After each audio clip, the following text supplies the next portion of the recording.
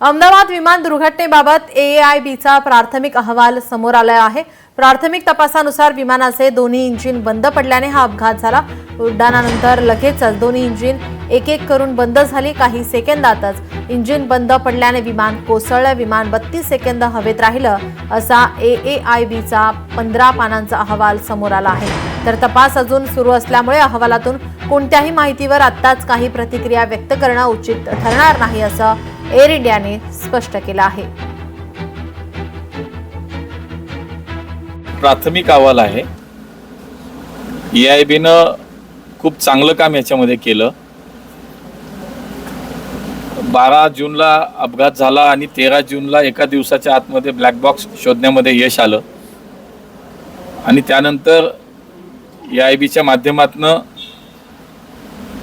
तो black box जो तो डिकोड केला गेला, त्याचा फायनल डेटा त्याच्यातनं काढला गेला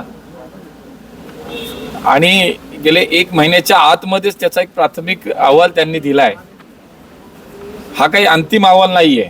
12 जूनला एअर इंडियाचा जो अपघात झाला अहमदाबादमध्ये त्याच्याबद्दलचा प्रिलिमिनरी रिपोर्ट आता आलेला आहे आणि प्रिलिमिनरी रिपोर्टमध्ये असं म्हटलेलं आहे की फ्युएल सप्लाय स्विचेस विमानात जे असतात ते टेक ऑफ नंतर आपोआप ऑफ झाल्याचं दिसतंय आणि त्याच्यामुळे फ्युएलचा सप्लाय नीट झालेला नाही असं दिसतंय।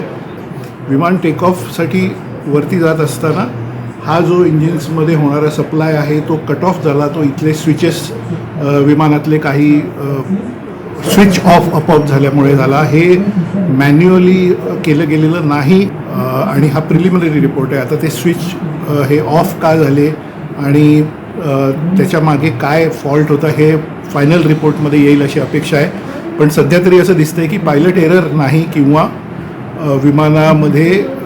विमानाला काही समोरून येणारे पक्षी वगैरे असे धडकले वगैरे असं काही झालेलं दिसत नाहीये। लोकशाही मराठी ऐका, पहा, जागरूक रहा।